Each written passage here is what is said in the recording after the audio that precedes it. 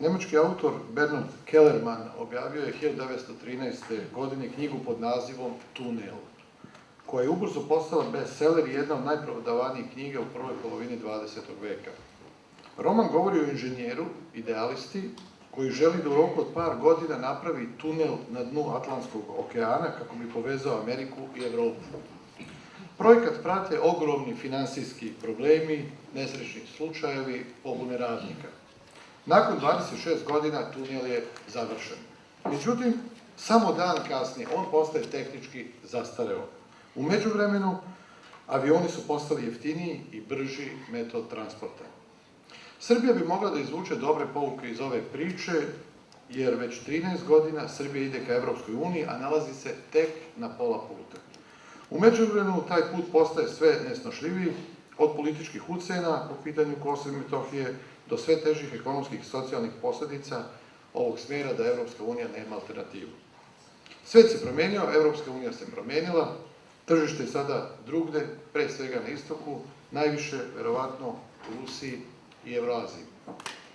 To ne znači ugrožavanje saradnje sa Zapadom, sa državama članicama Evropske unije. Naprotiv, smatram da je Evropskoj uniji potrebna snažna Srbija sa kojom može da ekonomski i politički sarađuje.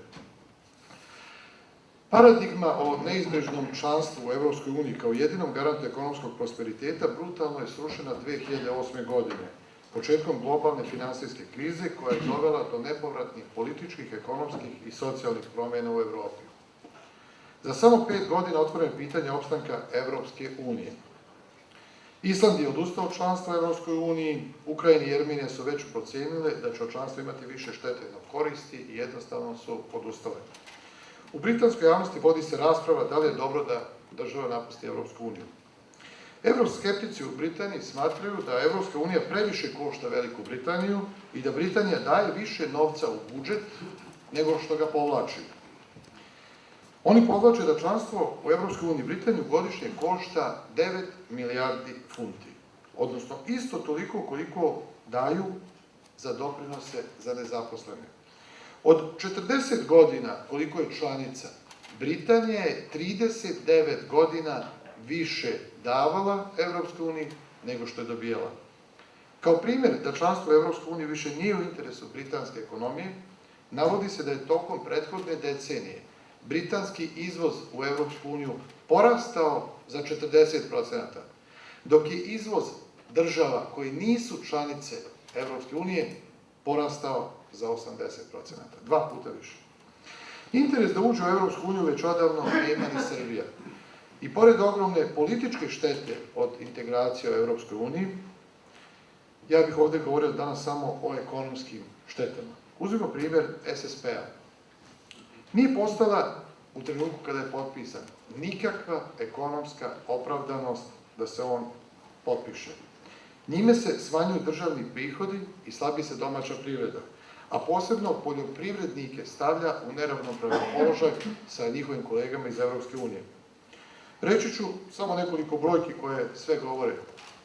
Prihodi od carina u 2008. godini za Srbiju su iznosili 800 miliona evra, 2008. 2013. 225 miliona evra. To je ta razlika u SSP-u. Da nije bilo primjene jednostrane SSP-a, kada bi sabrali ove cifre od 2008. godine, javni dug Srbije bi bio za oko 1,5 do 2 milijarde evra manji nego što je danas. Toliko su mogli da budu veći prihodi budžeta od carina. Posebno problem imamo od nedavno, od pre 14 dana, kada je stupila na snagu potpuno liberalizacija tržišta za uvoz poljoprivrednih proizvoda iz Evropske unije. To je izložilo naše poljoprivrednike oštroj konkurenciji sa svojim kolegama iz zemalja, ne samo okruženja, nego i svih evropskih zemalja, jer oni imaju subvencije koje su 10 do 15 puta veće nego što imaju naši poljoprivrednici. Oni dobijaju kredite sa kamatama koje su sigurno 10 do 15% niže nego što dobijaju naši poljoprivrednici. Ta utakmica nije ravnopravna i siguran sam da svi ovde znamo kakav će rezultat da bude za naše poljoprivrednike. Ali postoji još jedna ogromna opasnost, možda još veća za našu poljoprivredu. Od 1. januara 2017. godine stranci će moći na osnovu SSP-a da u Srbiji slobodno kupuju poljoprivredno zemljište. Srbija je jedina zemlja koja će to dozvoliti, jedina, a da još nije postala član Evropske unije. Koliko to izgleda smiješno? Reći ću vam samo da je Češka to uradila 10 godina posle ulaska u Evropsku uniju, Poljska 12 godina nakon ulaska u Evropsku uniju, a Hrvatska je dogovorila 7 godina plus još 3 dodatne. A Srbija će biti jedina koja to čini mnogo pre bilo kakve mogućnosti da se razgovara o ulasku u Evropsku uniju. I smatram da će to biti jedan od najvećih problema i put kako da se to reši mora da se nađe. Put u Evropsku uniju ne samo da ne donosi nikakve ekonomske rezultate, već i ugrožava plasman srpske robe na najperspektivnija tržišta koja su danas u svetu, poput Rusije, Belorusije i Kazahstana. Jedan od primjera kako članstvo u Evropskoj uniji može štetno da utiče na naše ekonomske interese jeste činjenica da će Srbija, ako nastavi dublje sa evropskim integracijama, izgubiti sporazum o slobodnoj trgovini koja ima jedina u svetu sa Ruskom federacijom, a taj sporazum omogućava da 98% svega što se proizvede u Srbiji ide u Rusiju bez carina. Naravno, taj sporazum je i velika šansa za privlačenje investicija u Srbiju iz ovih zemalja koje su poznate da su u poslednjih 10 godina veliki investitori u skoro svim evropskim zemljama. Dakle, put u Evropsku uniju vodi gubljenju ovog sporazuma i daljem ugrožavanju privrede, dok proglašenje političke neutralnosti omogućava produbljivanje spoljnotrgovinskih alternativa u cilju jačanja naše privrede. Naša glavna spoljnotrgovinska alternativa je svakako Evroazijski ekonomski savez predvođen Rusijom. U savremenoj ekonomiji danas mnogo je lakše proizvesti nego prodati. Sve odlučuje tržište, a veličina tržišta daje mogućnosti za proizvođače.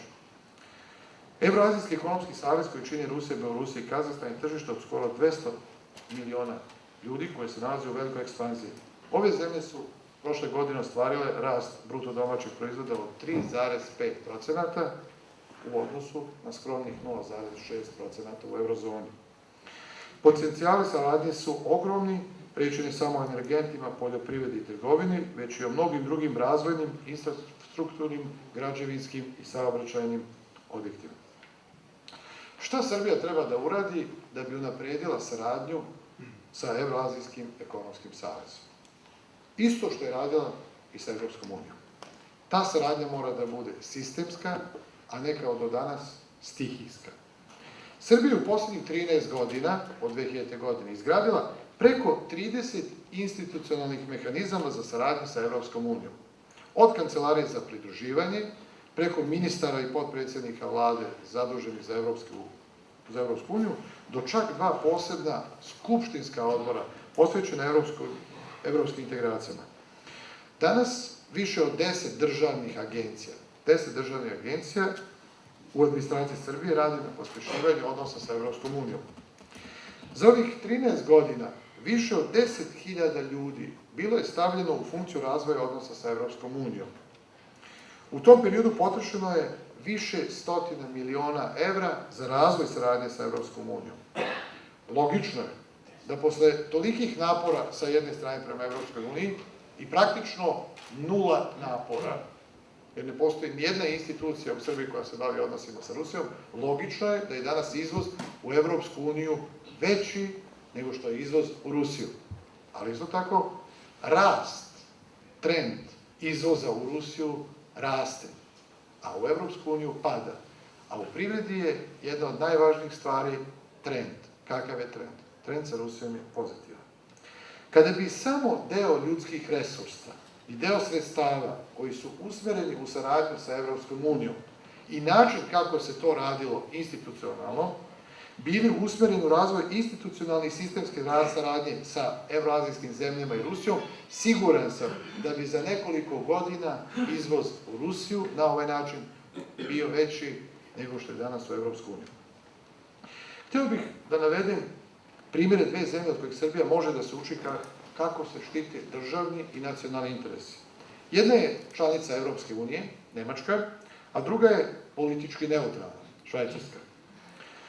Iako je jedna od najistaknutijih članova Evropske unije, Nemačka svoju državnu politiku prilagođava isključivo svojim političkim i ekonomskim interesima.